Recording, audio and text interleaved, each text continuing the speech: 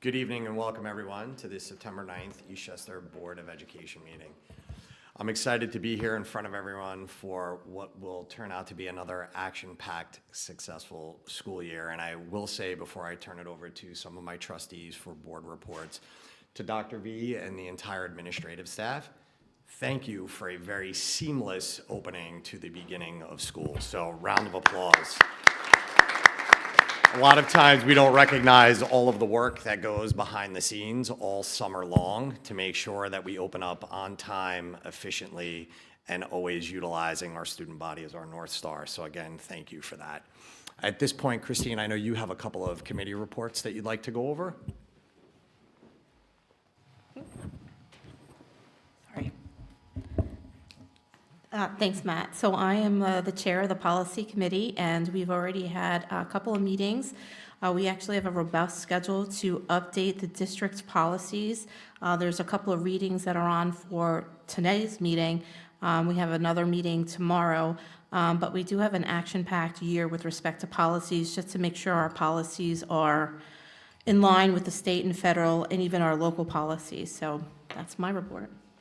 It's great. Does anybody have anything else for tonight? That's great. Well, I'd also like to welcome Elias here with us this evening. For those of you that didn't catch our last meeting, he is our ex officio student board member. So we are lucky enough to have him sit with us at this table and to participate in some of the conversations from a student perspective. So I'm going to turn it over to you for your report and maybe a little intro on yourself.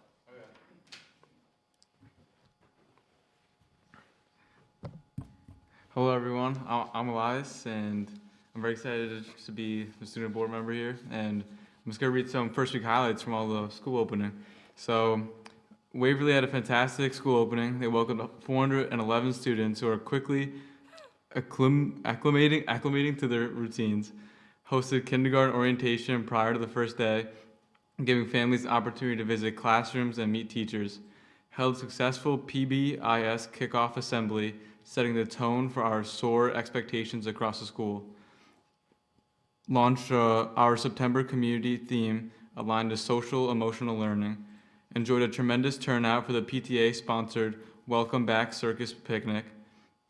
Celebrated the success of playground modifications, which were a huge hit with our kindergarten and first grade students. The opening of Greenville Elementary was smooth and seamless, with students settling into routines quickly. On September 4th, Greenville welcomed State Senator Shelley Mayer, who visited Mrs. Tolemio and Mrs. Ingram's third grade class for a special read aloud. Students participated in the PBIS kickoff, learning about Greenville expectations and the importance of kindness, respect, and responsibility.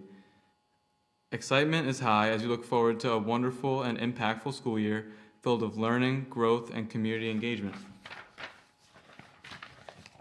And Hutch's opening was fantastic as the first day energy was very high, happy smiles all around, and a smooth start across all grade levels. Arrival and dismissal are going well, and a thank you to families and staff for following all procedures. Please continue to be patient as we fine-tune logistics with busing during the first few weeks. All grades participated in back-to-school assemblies, students toured the building, reviewed expectations, and met faculty and support staff. The Ann Hutchinson building opened on time and ready for students. Major thanks to our staff, technology team, and custodial crew for making it all possible. You will continue to see contractors working after school hours to complete summer projects with minimal disruption to instruction. Fresh facility updates include a renovated cafeteria, new bathrooms, and upgraded HVAC. The auditorium renovation is progressing. Target readiness is sometime around December. Upcoming dates for Ann Hutch is the Welcome Back to School event, which is Tuesday, September 9th, today. And then the Back to School night on Thursday, September 25th. The middle school opening was very smooth and successful opening, and a very successful opening to the school year. Our new entrants and sixth grade students are quickly acclimating to their schedules and learning to navigate the building with growing confidence. On Friday, students recently enjoyed the SO Fun Game Show, an engaging interactive assembly filled with music, trivia, and friendly competition. It was a high-energy community building experience that set a positive and fun tone for the year ahead. Sorry, that's not SO, it's supposed to be SO.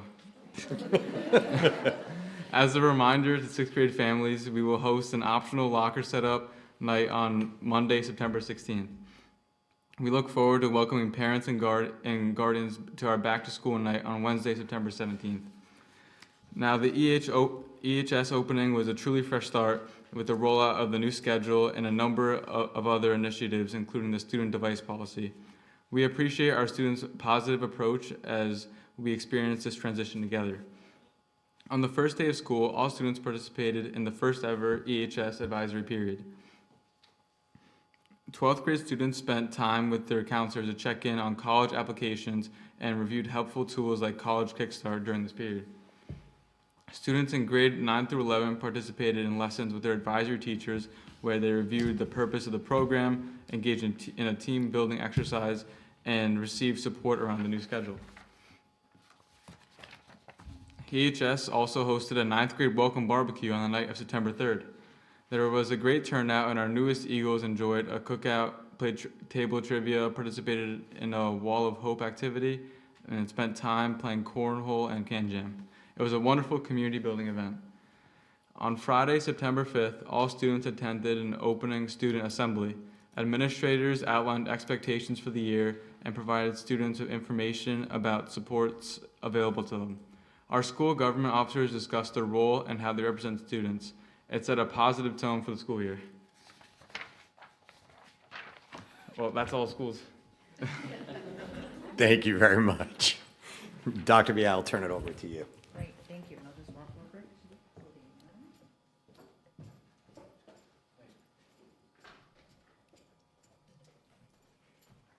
Thank you, Elias. You did a great job.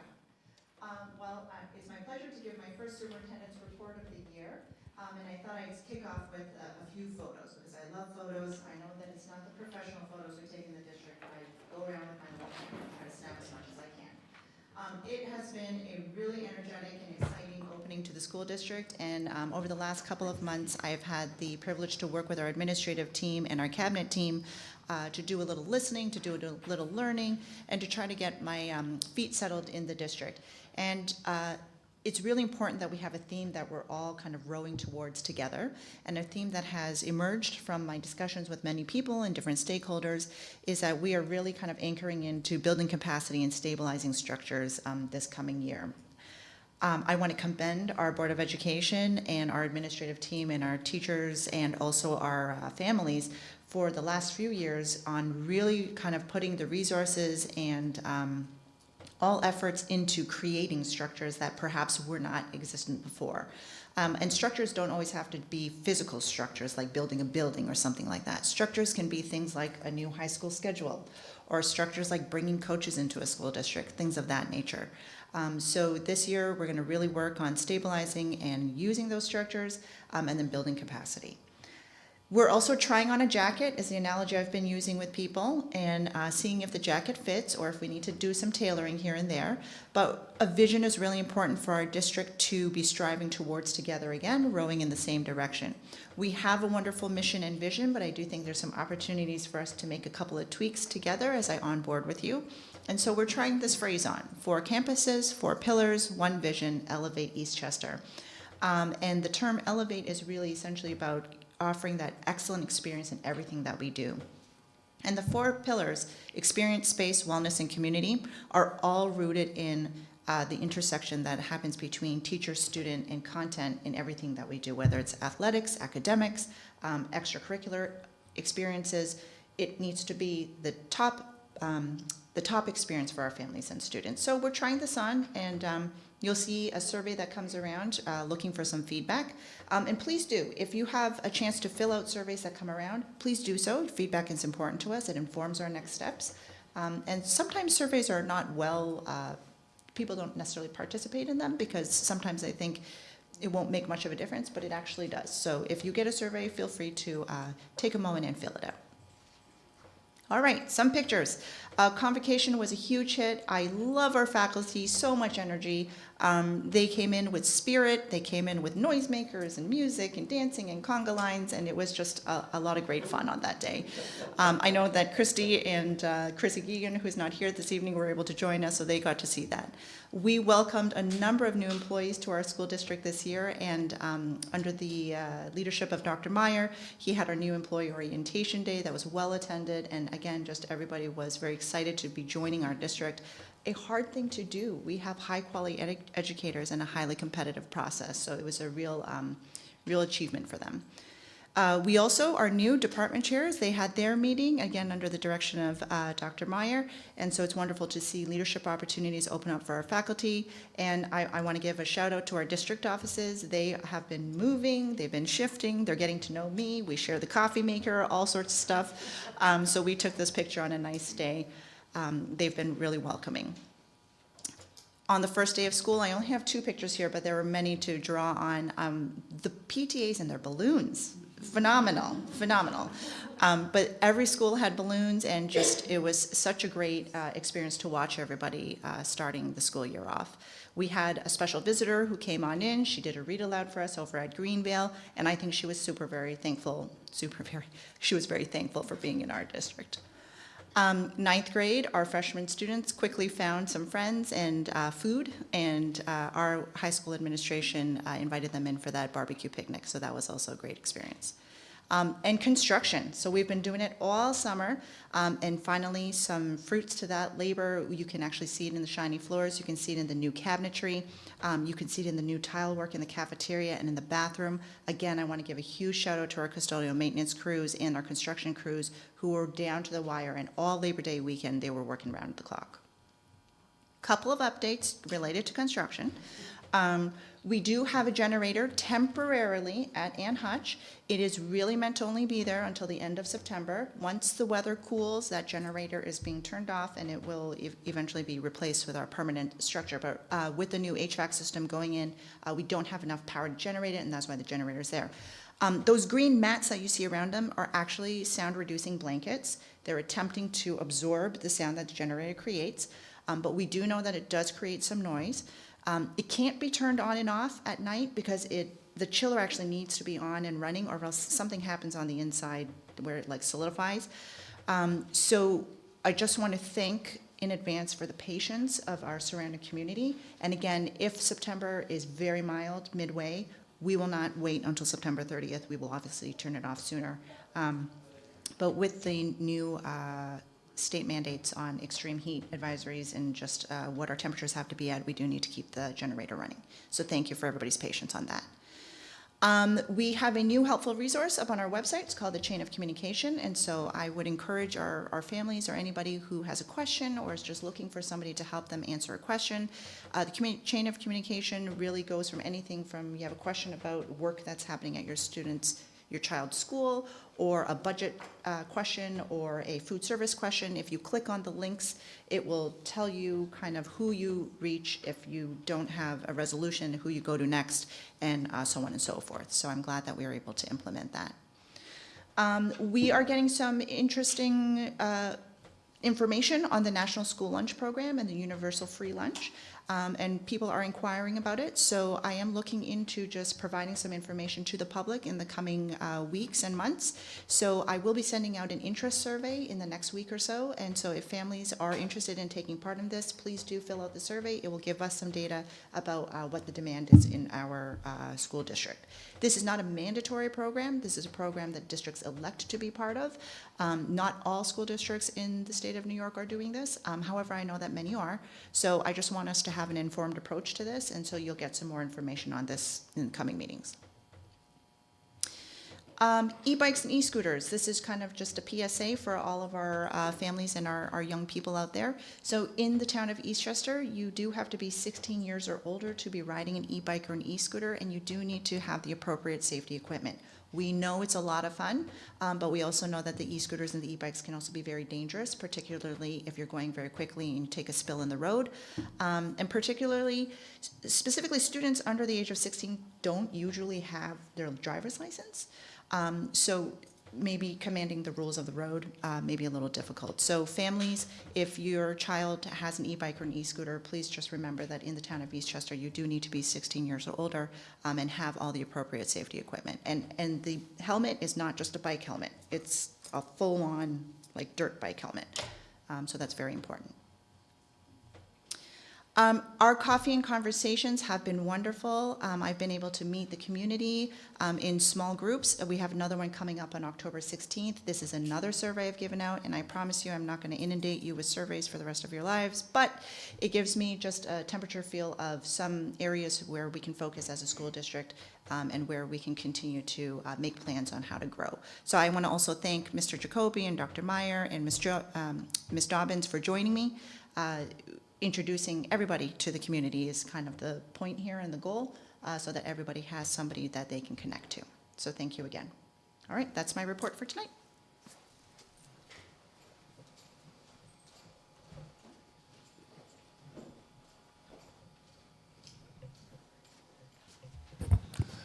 Thank you, Dr. Meyer. Thank you so much. So I'm Dr. Meyer. I'm very excited to be here this evening. It really, for a lot of reasons, one of which is to have Dr. V here. She's been an incredible asset to the district, building our team, the vision she's brought, the enthusiasm, the work ethic, the compassion. We are so fortunate. I also just want to thank the administrative teams who made the start of the school year really a seamless one. I know there is so much work that goes into it. Also the high school, which launched the new schedule really beautifully. I can literally walk around this building and find different colored menus that will essentially walk you through it step by step. And even the cell phone piece, which I have to say is I think to everyone's surprise, been a pleasant, and knock on wood, just gentle shift. And you can feel a noticeable difference within the building, no doubt. It seems, what's interesting, it seems to almost de-escalate. The energy just seems to have dropped a little bit. There's a little more stillness, a little more space and calmness. And I think that bodes well for a really productive year.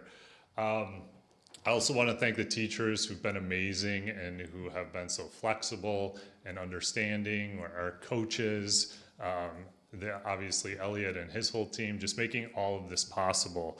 And tonight is really a celebration in many regards, and echoing Dr. V's initial message, it's about this idea of elevating Eastchester and building on this incredible foundation that's been established.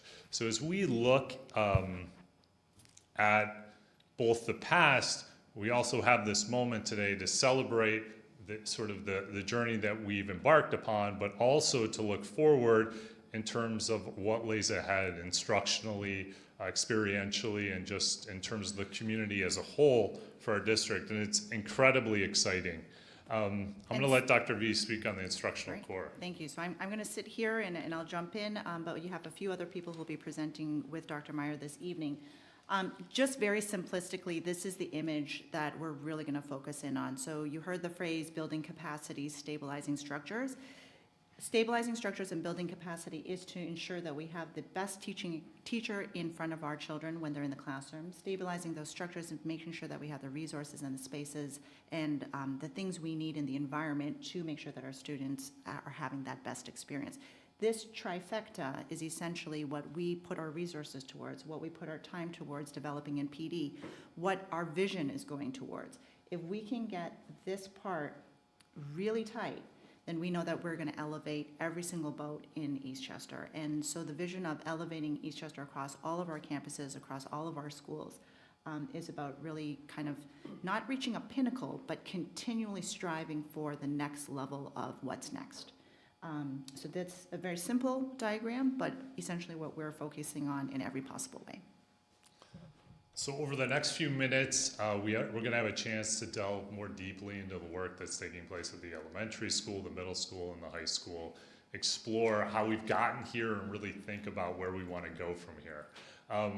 Going back to these four pillars, these four concepts, I think probably the heart and soul of it is the experience. And when we talk about experience, it's the educational experience of our students. And we know that experience is what takes knowledge, takes content, takes learning, and allows students to really embody it within their being. And that's the goal here, right? It's a way of being that we're looking to establish and frame and cultivate. So we're very excited about that and excited about the work that's taken place. So what I'm about to share is we're going to get into some of our ELA and math scores, and then we're going to sort of break those apart, and I would just want to highlight where those scores have been, where they are, what the future holds, and then just the ways that the things that have taken place to make all of that possible. And as I said, it really is a celebration this evening. So let's start with the math. That's a lot of numbers. You know, I don't know any way to soften this, but I'm going to try to take everyone through it. It's trying to compare it to like one of those Super Bowl scatterboards, but it's not that fun. But there's some key pieces here, key takeaways. One of which is if you look at that bottom line, right? These are the New York State math scores, grades 3 through 8. And what you're looking here is proficiency scores, right? The proficiency scores are those 3s and 4s on the math exam at the end of the year. As you look, you can see the stability over the last 3 years of around 82 to 81%. I mean, that is something to be very proud of, and we know that those scores have risen dramatically if you actually start to expand the scope of that scale. But I think there's even more within this that's worth celebrating, worth noting, and I kind of want to unpack that piece. One of which is the 81 itself, I was trying to equate this to some type of experience. You know, you go to the doctor, get your blood pressure, it's pretty stable, you're like, all right, that's great, I'm good, I'm solid. But there's actually a lot of promising information here that speaks to some shifts and some changes that have taken place really over the last few years that are moving things in the right direction. First of all, I would argue pretty convincingly that 81% is actually under representing the accuracy of the score of our students. One of the reasons being, and I don't want to get too deep into this, but as we have more and more 8th graders taking Algebra 1 in a Regents course, more and more of those same students are opting out of actually taking the math exam at the end of the year. And they do have that option with their parents, and many feel the Regents is enough of an ask that also taking the state math exam is too much. Hence, I think what you're seeing here is some of our strong students mathematically in 8th grade are actually not being represented in this pool, which artificially lowers those grades. You're looking at those last numbers wondering what's going on, why are we at 71% in 8th grade? But even with that number, as we increase the number of students in Algebra 1, there's really some marked important trends to point out to. So I'm going to try to break this down in a way that makes sense in terms of cohorts. If you start to look at the cohorts of students and you use the 6th grade as sort of a lighthouse benchmark grade for progress, you notice something over the last 3 years. And we're trying to unpack what you're noticing. So if you look at 22-23, right, we had a group of 6th graders who took the exam. The proficiency rate was 79%. That group had 1 year of Reveal Math when they were in elementary school. That was a program that was implemented 4 years ago. You take the next cohort, cohort 3, as you move to the left, a group that had 2 years of Reveal Math, a program that we implemented in the elementary school. You see those scores starting to rise to 85%. That's a 6% increase.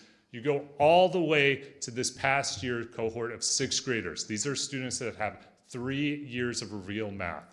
They have been in a strong research-based program, essentially 3rd, 4th, 5th grade, scoring 91%.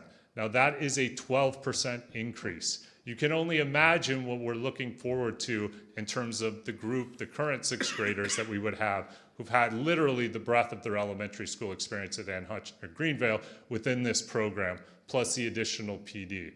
Now, I don't want to oversell this, but it is an interesting and noteworthy trend. We also know that there's been personnel changes. I know a lot of work across both the elementary, but also the middle school in strengthening those scores. But these are like the deeper dives within the data that are affirming the work that is taking place in the district. This is that stability and capacity piece. as we bring in programs that we know are tested, nationally and internationally recognized, we're seeing the fruits of those benefits. And as you unpack this, you see that. And I imagine many of those sixth graders we will be taking Algebra 1 when they get into 8th grade. And I know Mr. Welsh will speak about this when they're looking at A, B, and BC Calc as juniors and seniors in high school. And those are the game changers that really changes prospects in terms of college applications and college acceptances. Now, if we look at that sixth grade team, again, just to highlight the work of that team, kudos to them. 91% proficiency rate, that's almost 40% higher than the state average. You break that down a little deeper, you can look at students with disabilities, that's a 73% proficiency rate. That's 50% more than the state average, and even our ELL learners, right? Many of which have very limited language skills, 89% proficiency rate. These really are remarkable numbers when you start to unpack it. But I think the piece here that's worth noting is really how important building those foundational skills are early and often, right? And we all know that when we look at this in terms of education. If you can close those gaps early, if you can really build those foundational pieces, students will thrive throughout the breadth of their experience in school. Now, I want to look at the rankings, and I want to sort of unpack these. Rankings are always a funny thing. Some of you know I like college football, so I struggle with rankings for numerous reasons. But when we look at school rankings, it is an interesting metric. And I look at rankings really as bands. You know, if you get too caught up in the specific numbers, you'll get whiplash as you go back and forth from year to year. But if we start to look at sort of our 30 peer schools within the region, I would say there's 3 bands, right? You've got your top 10, your middle 10, and your bottom 10. We find ourselves towards the top of that second tier, right? But our goal isn't to be the top of the second tier. It's to be in the top tier, right? We want to be with the Rise Cities. We want to be with the Bronxvilles, the Chappaqua. And I think all of this is very promising as we continue to move forward and really start to embody and entrench and reinforce these curriculums, but also the PD that supports teachers in this work. And there's something we're going to speak about that is new this year that we'll talk about in a few minutes that also I think is going to have a significant impact on this. But there's not just math, right? There's 2 big exams, right? And the other one is our ELA scores. And our ELA scores are really something to celebrate across the board. And you can see a huge leap basically from last year to this year. And actually, if you expand it even more over the last 4 years, 78% proficiency rate. And what you can see, and I mean, you can choose any band here in terms of a grade level, and you can see a significant increase. And I can highlight a few of those, but these are really, really powerful metrics and measures affirming the work that's going on. Same idea. Let's unpack that data a little more. Let's start to look at these cohorts. Now, what would be sort of the game-changing piece in this equation? And I don't want to be a reductionist here, and I don't want to claim the narratives that we're stating are the only narratives. We know that there's a complexity of factors. But we also know that in terms of the reading and writing program, one piece that's been heavily invested is Mossflower. Right? And when we start to look at students, and you can go again from that left to the right, but if you start to look at the students who in 3rd, 4th, 5th grade had Mossflower reading and even just a year of the writing program, which we introduced last year, there is literally an 18% growth from when they were in 3rd grade to what they scored last year as 5th graders, getting an 81% proficiency rate. And we have doubled down on Mossflower as we continue to bring them in as a consultant. We have them coming into the elementary schools 15 times this year. It's been expanded into Waverly. We've already had some of their consultants on conference days. We have them working with our coaches. We believe this is probably the premier program to bring into any school, and we want it here in Eastchester. And I think these numbers speak volumes to that work and the success of that work. So kudos to those teachers and those students for really incredible results. And you can see, unfortunately, like those foundational skills are foundational. Without them, it's a different game. And the earlier and the more often you can have programs that really teach the fundamentals of reading, the science of reading, you're going to see this success as this so profoundly shows. Again, this is like, I could throw darts at that table and you'd find great highlights here, and I can go across the board. Third grade saw a 14% increase from last year in terms of proficiency. Third grade had a 14% increase, fourth grade had a 10% increase, and seventh grade had a 15-point increase. Those are really, really dramatic numbers, and we should all be very, very proud collectively of the work that the teachers are doing and our students are doing within the classroom. It speaks volumes. In terms of rankings, again, we find ourselves right in that sort of teetering towards that top second tier. But that is not where we want to reside, right? We're not looking to be the middle of the pack. We really want to be up there at the top of the pack, the Blindbrooks, Chappaqua, the Scarsdales. And I think there's a lot of things that have taken place that made that possible. I already mentioned Mossflower, but one of the other pieces which has proved so valuable in elevating both the instruction, our ability to dive deep into data, is our instructional coaching model. And this is something that was brought in 3 years ago, and we're so excited, and I could see several of the coaches here this evening sitting here present, but we've been able to expand it this year. And I thought no one better to speak to instructional coaching than the coaches themselves. And two individuals, Ms. Orlando and Ms. Barbuda, I wanted to come and speak to the work of the coaches and what that really looks like.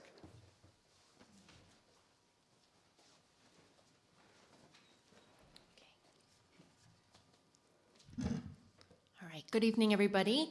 Thank you so much for having us here tonight. We're really excited to speak with you. My name is Maria Elena Barbudo. I am the literacy coach at Greenvale. I have been in the field of education for 22 years. I started out my first 18 years with the New York City Department of Education, teaching kindergarten, 3rd, 4th, 5th grade, and also serving as literacy coach. I joined the Eastchester community 4 years ago, where I started as a 5th grade teacher, and for the past 3 years, I have been working as literacy coach. So good evening, everyone. My name is Dana Orlando. I'm the literacy coach at Ann Hutchinson. This is my 2nd year as coach, and before that, I taught 4th grade at Ann Hutch for 6 years. Prior to that, I taught in the New York City Department of Education for 5 years, where I was the 1st and 2nd grade teacher. So what is an instructional coach? Dana and I have a really unique but a very important role when it comes to helping the students of Eastchester grow and develop as readers and writers. Our goal is unique in the sense that we're here to support and guide the teachers to help them build instructional capacity and to deliver effective instruction and best literacy practices, which will ultimately impact our student achievement. We have a lot of different responsibilities in our coaching role, some of which I will explain to you now. First and foremost, we develop coaching cycles, which take form in various formats. Generally, they last between 4 to 6 weeks, where we focus on a common goal with teachers, with a group of teachers or an individual teacher. And during those cycles, we can do several things. One of which could be co-planning, where we sit side by side with the teacher, diving deeply into the lesson or developing lessons together. We will model lessons for the teachers, so we're demonstrating best practices for literacy instruction. We co-teach lessons side by side with the teacher, breaking the lesson apart and team teaching together. We meet with our various grade teams monthly, and a lot of the times we're unpacking the units together. So we're breaking them apart. We're analyzing, what do the students do? What are the teachers doing? What's the big skill work of the unit, and how is this aligned to the New York State standards? And we also discuss assessment and how we're going to, determine that our students are progressing along nicely. We also spent a lot of time last year, and Dana will talk more about this, analyzing student work and data. We have various assessments that we give, both formal and informal. What we're doing is looking for patterns and trends that we see in our assessments, and based off of what we're noticing, we develop small group instruction and whole class lessons in order to specifically tailor our instruction to what the students need. And finally, we'll work with teachers to differentiate the material and plan for small group work. We know we have various populations in every school building, so we look at the work and we plan different accommodations and modifications that make the work at the grade level accessible for all learners. Something else that we do is we provide support for new teachers. So whether that's a teacher who's new to the district, someone who's brand new to teaching, or who's new to a grade level, we want to make sure that we create a community that fosters learning. We want a risk-free, supportive environment to make sure that every teacher is delivering the best instruction possible to your students. We also develop professional development that is delivered to the teachers. We want to make sure that the professional development that we come up with is meaningful. So we do this based on student need. We do this based on student data. We're lifelong learners. Us as coaches and the teachers, we're constantly learning. We need to constantly stay on top of the most recent research and best practices. So we do a lot of work around that to make sure we're always delivering the best instruction for all of our students. And finally, one of the big things that Dana and I want to make sure we're doing is keeping the lines open between parent communication. The homeschool connection is so important. I'm a mom myself, so I understand this. We have newsletters and curriculum updates that are sent home in our monthly newsletters from our principals. Mine is in Good Day Greenvale, Dana's is in the Hutch Happenings, and we're looking forward to this year to expanding and creating different curriculum nights and events to bring the community together and celebrate different wonderful aspects of our community. So now I'm going to turn it over to Dana to discuss how we did all this work last year. So Maria Elena explained our roles as literacy coaches, and I'm going to discuss a little bit about the work that we did with teachers last year that helped us impact student achievement. So to begin with, everyone knows the ELA curriculum is fairly new to our district within the past few years. So we worked a lot with teachers around the reading and writing workshop model. So we worked to ensure that our teachers were proficient in workshop model structure and the philosophy around it. So the philosophy of this structure puts a high emphasis on differentiation based on student interest and choice. So students get to choose the books that they want to read, they get to write about topics that they love and topics that they care about, and this choice leads to a high level of student engagement, motivation, and independence. And we feel that this really played a major role in student achievement this year. We also did a lot of work with teachers on data-driven instruction. So the reading and writing units across all of the grade levels are inherently designed to support differentiation. Not only differentiation based on student interest and choice, like I had just mentioned, but differentiation based on individual student skill level. So we did a lot of work with teachers planning around formative assessment data and how they can differentiate their instruction during the ELA block. So that came in the form of targeted small group work or one-to-one reading and writing conferences between the teacher and the student. We also planned and led grade level meetings based on the ELA state test scores from last year. So together we worked with teachers to analyze and just make sense of that data. We broke down that data by question, by standard, and by skill, and together we planned lessons that solely targeted those standards because we know those standards were going to come up again in the spring ELA state test that they just took. So throughout this work, we started noticing that students were demonstrating transferable reading and writing strategies throughout the whole course of the school day and throughout different content areas. And we reinforced ELA skills being practiced beyond the ELA block. So for example, during the WIN period, so through the use of the Junior Great Books program, through the use of the Fontes and Pinnell guided reading program, students were engaging daily in highly complex texts and being exposed to rich vocabulary, which just further strengthened their comprehension skills and their critical thinking abilities.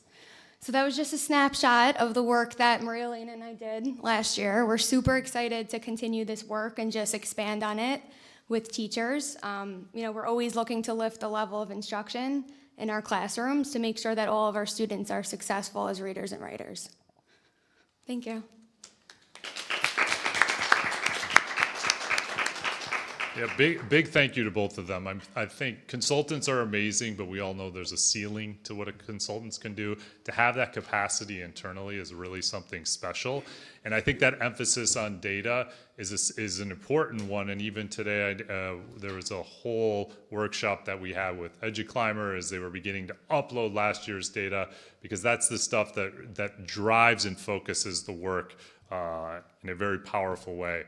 But it's not just about the elementary school. So as we build these students who can really gain fluency in reading and writing, we have to think about that next level. And as they move into the secondary level, particularly middle and high school, we see how that's departmentalized, right? I like to think about learning as you have this engagement period, then you have this deeper dive. And really, when we think about those middle years, this is the opportunity to take those deeper dives within fields. And I think what's been so important this year that's come into place is the introduction of department chairs, which we've had at the high school, but now we're introducing at the middle school. And not only do we have them at the middle school, but we've also introduced 3 K-12 department chairs in the visual arts, performing arts in ENL, which is amazing, because these are the instructional leaders. These are the individuals who can speak to the work very specifically, and particularly the field and developments in the field, so that our students can find themselves really at the edge of this knowledge base. But a big part of bringing those chairs, a big important individual of bringing those chairs to the middle school is Ms. LeBou. So I'd like to introduce her to speak a little bit about that work and how it's impacting instruction. Thank you. Good evening, and thank you, Dr. Meyer. First, we'd like to start off by saying thank you. This is a really, really important and significant accomplishment to enhance our instruction at the middle school level. It's a missing link that we've had for many years, and the department chairs that were selected are extremely dedicated educators that have embraced this role, and from the start, they are working really hard to support their colleagues and bring stronger instructional approaches to the middle school. With regards to that, this allows us the opportunity to provide guidance and support within their department directly with the colleagues that at the secondary level hold those content area certifications. And they help us ensure that instructional practices are fully aligned with curriculum standards and, of course, the district goals. The department chairs serve as a communication bridge with the teachers and bring perspective forward in terms of instruction. They help determine key information, and they help disseminate that from the administration back to the staff. So as we're following the model at the high school, where the department chairs meet bi-weekly with myself and the assistant principal, and we meet monthly with the entire group, and they're meeting consistently within their individual departments as well. They lead department-based professional learning within those meetings that are aligned with our building and district priorities. They support teachers with resources, instructional strategies, and they model those best practices within those small groups.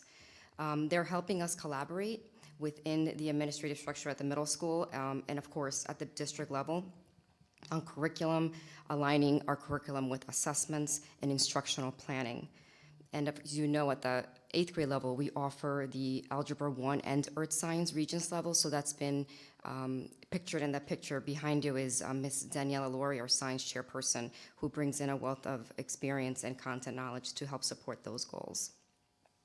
So again, they provide valuable feedback, and that reflects the needs of both students and teachers. So they have that colleague relationship, they have the trust, yet they're speaking with an expert within their content area and working with them. And they help us ensure consistent rollout of district-wide initiatives at the classroom level, support staff in adopting initiatives to meet the needs of middle school learners. It's certainly been a very positive impact so far. So we look forward overall to continuing to build the leadership capacity of these individuals, working closely with them, and we have been working very closely with Dr. Meyer since the summer, and strengthen communication, collaboration, consistency across all our content areas that will essentially enhance the student experience and improve our teaching and learning at the middle school level. So again, thank you so much for this opportunity to bring the department chair structures to the middle school level.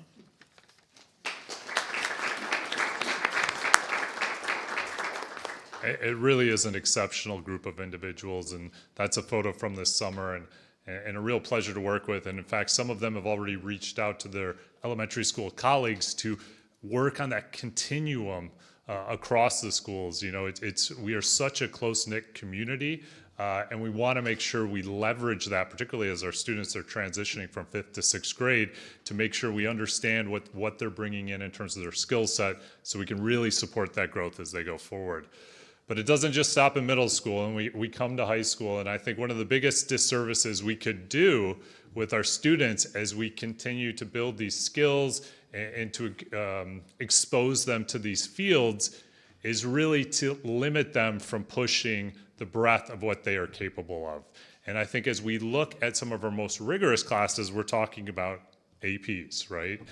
And the opportunity to take APs. And I know for this group in this community, a big shift that we are looking for is the opportunity for more students to take AP exams, to be exposed to AP exams, to do well on those exams, and really to be prepared profoundly as they go into college. And I think the administrative team in the high school has done an incredible job of championing that work and shifting those policies to make that possible. So it's really my pleasure to introduce Mr. Welsh and Dr. Gilson to speak about that work over the last several years.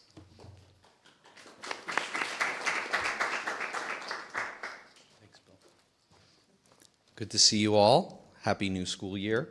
I really think we have to start by celebrating our students and the tremendous effort they've put forth in pursuing this type of advanced coursework. Over the past several years, we've seen a 25% increase in overall AP enrollment, which is a testament not only to their ambition, but also to the support of our faculty, families, and of course, our Board of Education.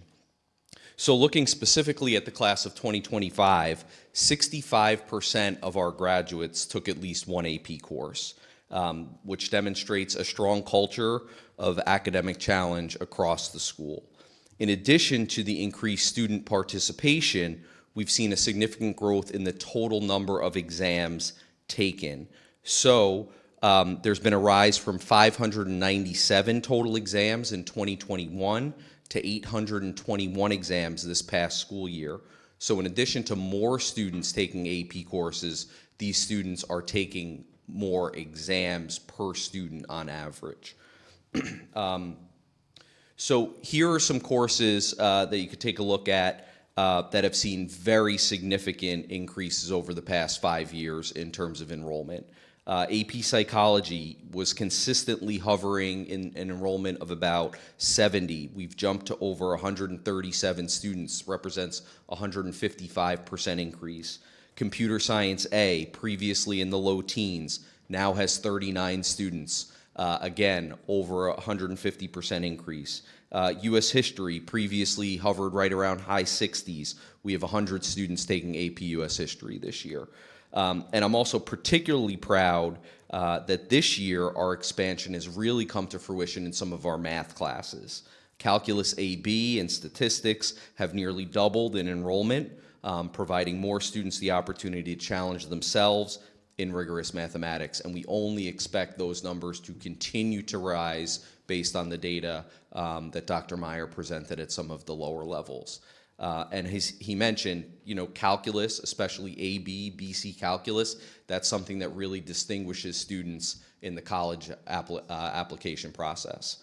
But these numbers aren't just statistics. They reflect what I think is a growing culture of academic ambition in our school.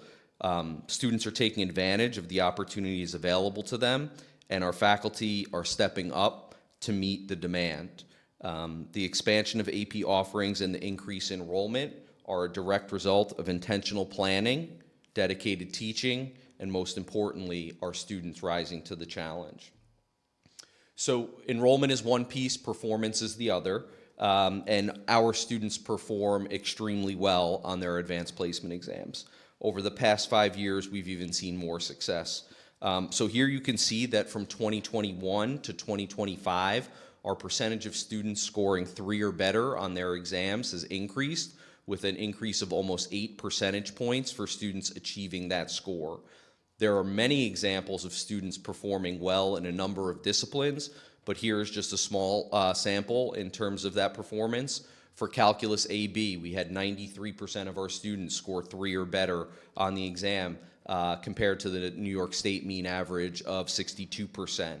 In Computer Science A, all students scored a 3 or higher versus 67% statewide. Similarly, in English language, all 45 students who took the exam scored 3 or better versus 75% in New York State. But here's the real crux of the message here, is that increased enrollment has not led to less success. The enrollment has risen and the performance has remained the same or improved.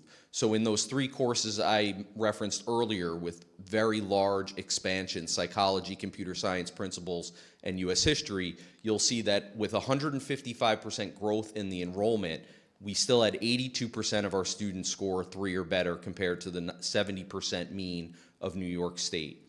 In computer science principles, again, over 150% growth in that course, 94% of students scored 3 or better compared to 60% in New York State. And in US history, again, with just over 100 students taking the exam, 88% of those students scored 3 or better compared to 77% statewide. So that, I think, is really the most important takeaway from this part of the presentation, is that we are growing and we are still performing at a very high level. So now I'm going to turn it over to Dr. Gilson to talk about some additional information about AP Access, which again I think is critical as we seek to expand opportunities for our students. And I really have to thank him and commend him. He's been instrumental in this work, which began before I got here, and he's just been a tremendous partner in continuing to advance it. Thank you, Mr. Welsh. So you may recall, and if you don't recall, it's fine, you have a lot going on. When Mr. Welsh and I were here in the spring, we had mentioned one of our goals to look into AP Access more deep this summer, which we now have the data for you. So many of our AP courses, a lot of schools have prerequisite requirements to get into those courses.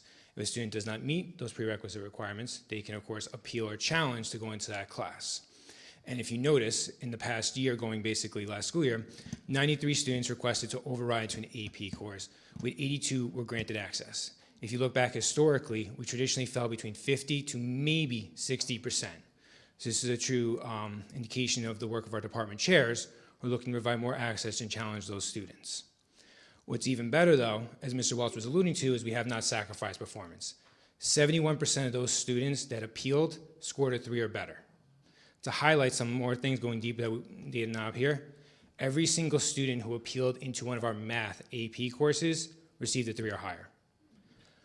Our science department had a tremendous amount of appeals. I look specifically at AP Bio and AP Chemistry, which I think are hard, although I know there's several people on this board that have science backgrounds, so maybe you don't feel that way, but AP Bio and AP Chem are probably over my head. They had 6 students that got 5 or better that were appeals, on top of the other students who were already in the courses that got those 5s. So this is a true indication of how hard our students are working, how hard our teachers are working. Mr. Prentice in math, Ms. Goldering in science, they are showing that they are not only willing to, help students get into these courses, but are looking to challenge them to get these high scores. So again, as we mentioned in the spring, this is something we wanted to start looking into. We're going to continue to look into data and continue to open this. I could spend the next hour talking about all the other subject areas and how great the teachers are doing. But really, we are thankful to the students and teachers for making this access to students.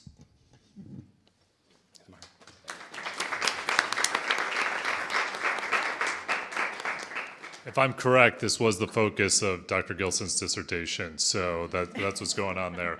You could go, you can stay after, and I'm sure he'll talk your ear off. But no, it's great data analysis, and it really speaks to like the field of dreams phenomenon, right? You build it, and they will come, and that's what's happened. And creating that access and that possibility has been a big part of the success.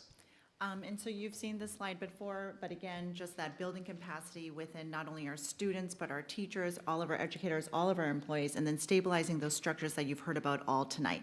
We have the structures now, and now how do we really see them flourish? We're about to transition into the next slide around the New York State Portrait of a Graduate, and we have an opportunity on our hands to really tie into the vision about elevating Eastchester when it comes to these assessments. So you've heard from Dr. Gilson and from Mr. Welsh, and even from Ms. LeBou and at our elementary coaches, that our students are performing well, and they are hungry for that next level of enrichment and experience.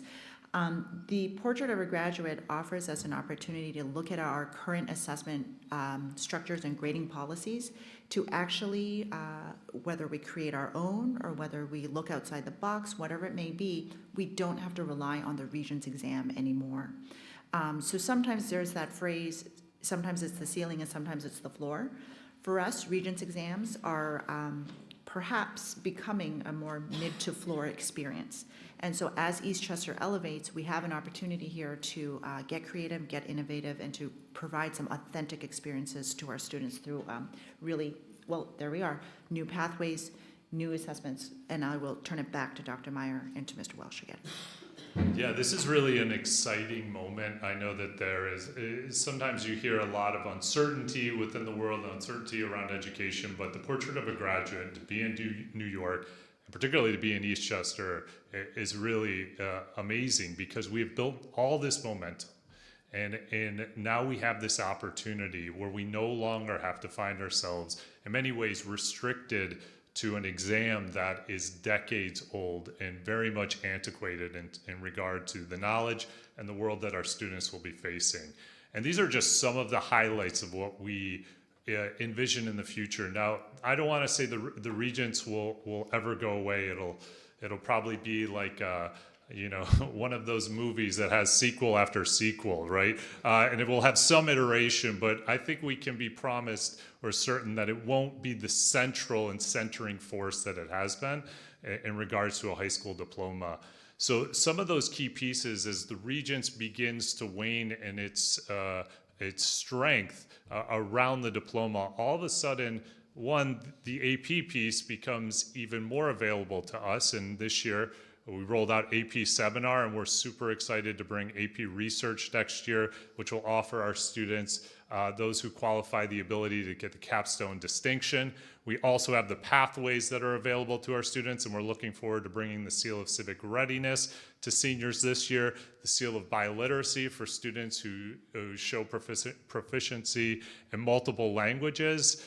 There's also alternative pathways in the arts for some of our artistic students, and really an opportunity to start to review our policies around grading, around final exams in a way where we can create opportunities at the end of the year that really reflect authentic assessment and mastery of learning amongst our students. That's so exciting, and I think something that both our faculty but also our students are yearning for as we move forward. So it's an incredible horizon, but I do want to bring this last piece full circle. And I think the growth and the expansion of the work is happening at all levels. And we began at the elementary level, and I want to come back to that piece because I think this is another important enrichment experience that we want to start to consider and look at. Probably maybe 6 months ago, we started to have conversations, right? We had conversations about engaging some students who might not have felt, challenged or pressed at the younger grades. And we wanted to think very thoughtfully and deliberately about how we do that. And I know that there were a series of iterations and forms in which ideas were floated. Different terms. We talked about ELP, we talked about the COGAT test, IQs, additional staffing. And this is an interesting piece because I think as we looked more at this work and how we wanted to do this work, we wanted to be thoughtful, but we also wanted to be deliberate. And in the end, we didn't want to just impact a few students, we wanted to impact the experience of all students. So what we sort of flushed out as we envisioned this is, one, we wanted to have an immediate impact for families and an opportunity for students this year through a pilot program in this phase one. And this phase one is really that engagement piece. And one of those ways was through Destination Imagination. This is an incredible extracurricular program that exists both at a national and international level, in which students are identified, it's selective, they're invited to participate on teams of 7, and what we're envisioning is multiple teams, 2 teams at each of the elementary schools, so roughly 28 students in total, based on their performance in the past, as a benchmark, and that benchmark will have a better sense of it as our students are taking NWEA screeners right now about where and how we are going to finalize that line. But this experience is an after-school enrichment experience in which students engage in problem-solving, project-based learning around a task and project. They compete as a team regionally against other teams and can also make it to state, national, and global competitions. It's really an incredible event. And what we're looking at here is, rather than bringing someone from the outside, again, just as in the model of the coaches, we see that we have the capacity internally through stipended individuals and teachers to be sponsors and coaches for those teams. The thinking here being those coaches will then be the ones to turnkey and begin to model that work as we move into that second phase, bringing some of those very components of inquiry-based learning into the classroom. So that second phase is about building a cohort of teachers who are interested at the younger grades and starting to explore this work within the classroom. And what's interesting about this is we see Destination Imagination as a continuum, the extracurricular program running ongoing beginning this year, and what's exciting is expanding it in terms of the number of teams and even expanding it down to Waverly in year 2 and 3 and beyond. But the really exciting work is really thinking about that phase 2 and phase 3 as we build a constellation of teachers and a cohort of teachers who really understand these principles of PBL, understands authentic assessment. Our ultimate goal is that showcase goal. And rather than a Destination Imagination, we envision a Destination Eastchester. Showcases within our elementary schools that highlight, just like you would an art show, the research and learning that is taking place, you know, by the spring. So long-term engaged inquiry and meaningful work. And just as was mentioned earlier, when students really have the opportunity to engage in things they're curious, to have choice, to have voice, right, the sky's the limit. And we've seen that. And the earlier we can get students engaging in this work, the better. And I would say that it is profound and it is life-changing. And I think this is really the gold standard, a Destination Imagination, in doing this in a way that pushes some of our brightest students, but also includes all students in the end. And that really is the end game. And I think that's the story of this evening, right? How do we engage and enrich the experience of all our students? And it's happening, and we should be incredibly proud. And a big kudos to our teachers, our building leaders, and administrators for making all of this happen, and the board especially for your support. So thank you, thank you, thank you.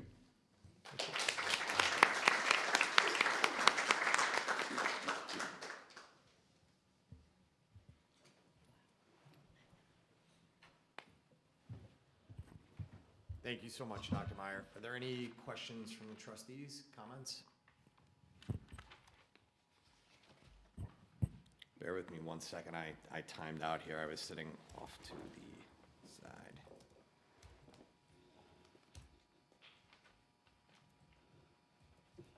While you're getting back timed in, can I just ask Dr. Gilson a question?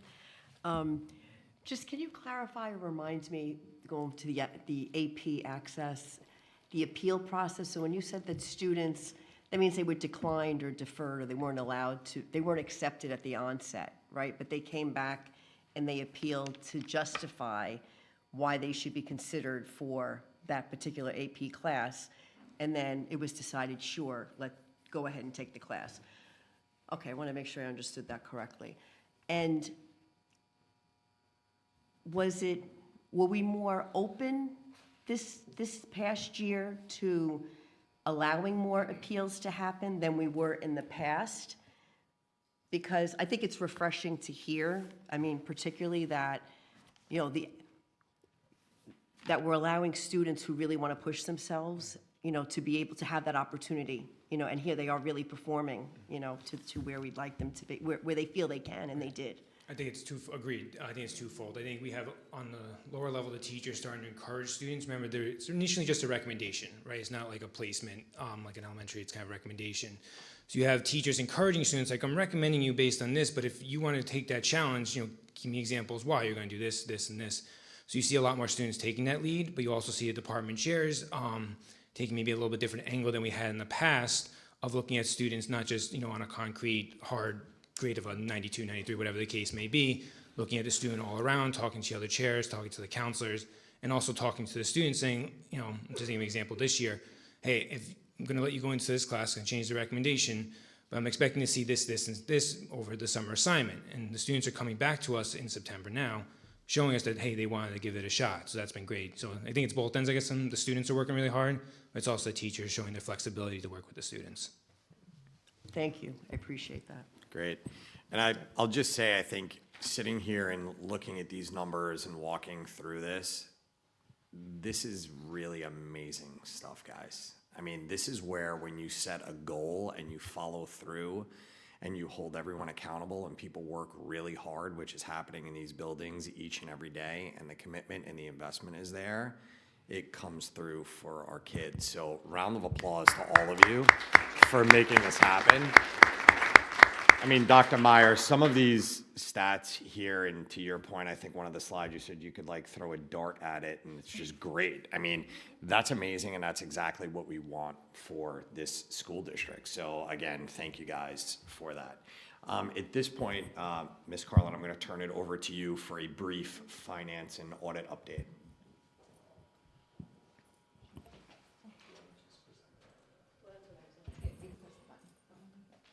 I didn't know if that was okay.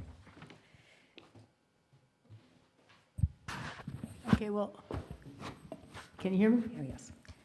I think the first order of business is to introduce our new treasurer, Joanne Androzzi. You want to stand up over there, Joanne? Joanne.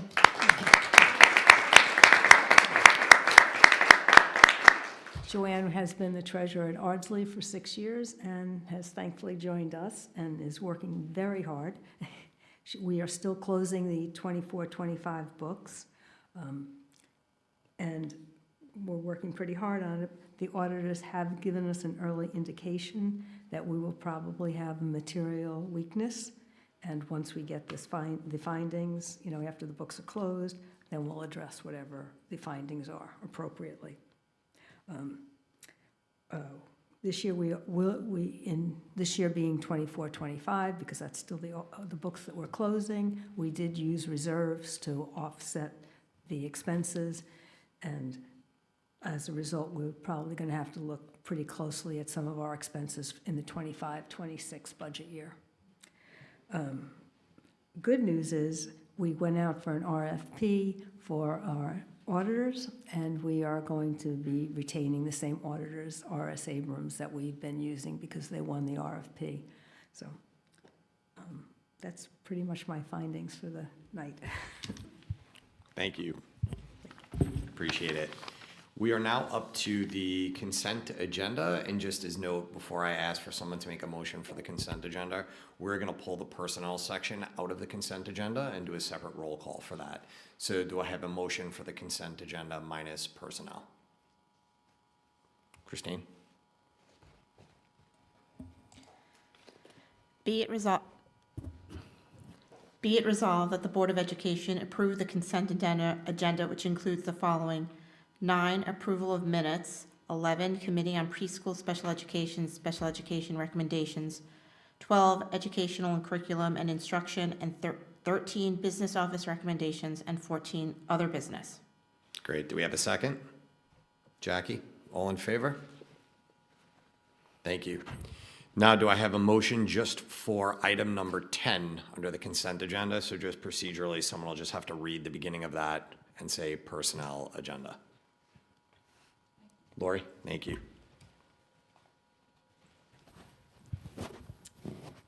Be it resolved that the Board of Education approve the consent agenda, which includes the following: 10, personnel agenda. Thank you, Lori. Do we have a second for the personnel agenda? Sean, all in favor? 1 abstention. One. Thank you.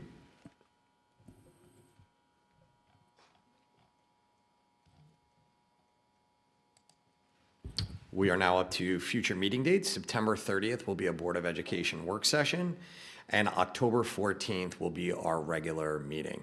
At this point for the agenda tonight, we are now up to comments from the public. So please, just as a reminder to keep in mind, this section will last no longer than 30 minutes. Each person has 3 minutes in total. And please refrain from mentioning any specific staff member, pupil, etc. by name. So if there's anybody who has some public comment, please come up to the podium and state your name and address for the record. Up to the mic, not the podium, sorry.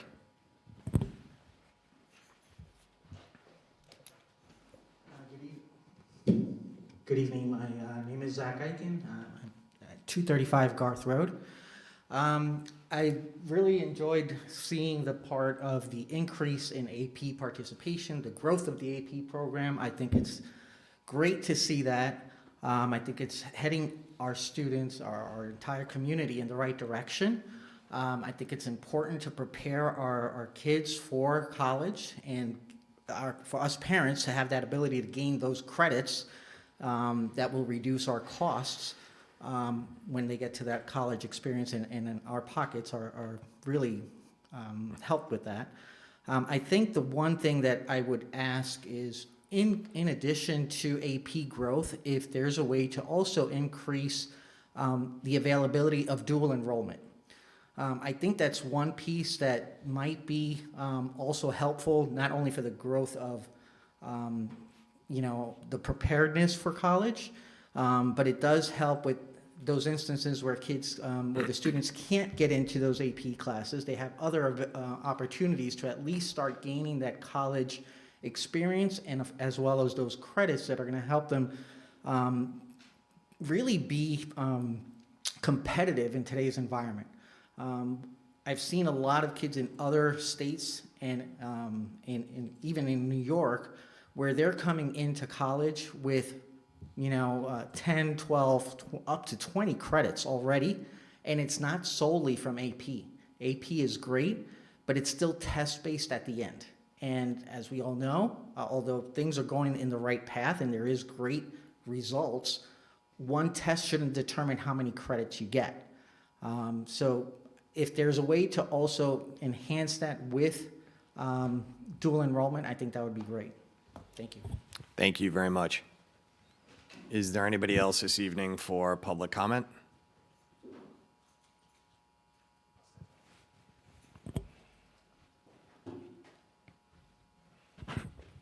So I'm Tim Albert from 1 Columbus Circle. I just moved here a few years ago. My daughter just started Waverly this year. I love the whole thing with the results that we just saw. One of the things that I would like to see is more personal interaction and less online stuff that goes on with devices in schools. And I heard it earlier, I wasn't a part of any of that stuff prior, but if it's any way that can get voted on in the future where even at this point we wouldn't be able to have in any of the further classes or further schools, like at this point my daughter's in kindergarten, so would it be possible that these kids now don't have smart devices when they get to Ann Hutch or high school? I think that would be beneficial for personal interaction and personal growth for them, so that it can go along with the AP results and just for a full-rounded person when they get into the real world. And one thing that I would like to add, I don't know if it matters to anybody, I own a business, my daughter's in kindergarten. If anybody in high school now is available in the summer or for like a work study, I hear it all the time on the news, I'd be willing to hire them, just so that they're more ready to go into the world. All right? That's all I have to say. Great. Thank you. Thank you very much.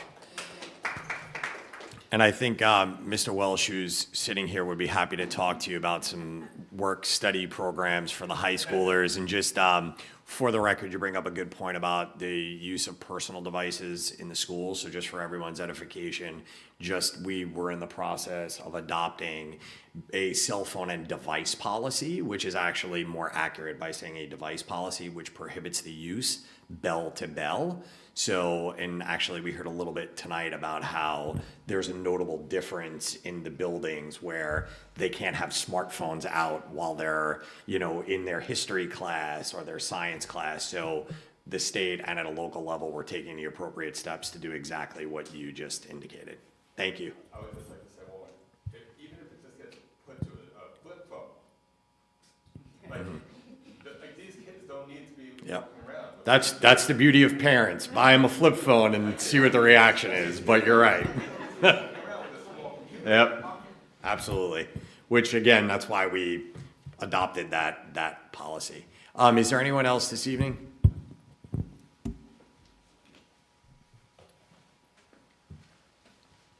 Good evening, Luis Heavy at Fort Tudor Lane.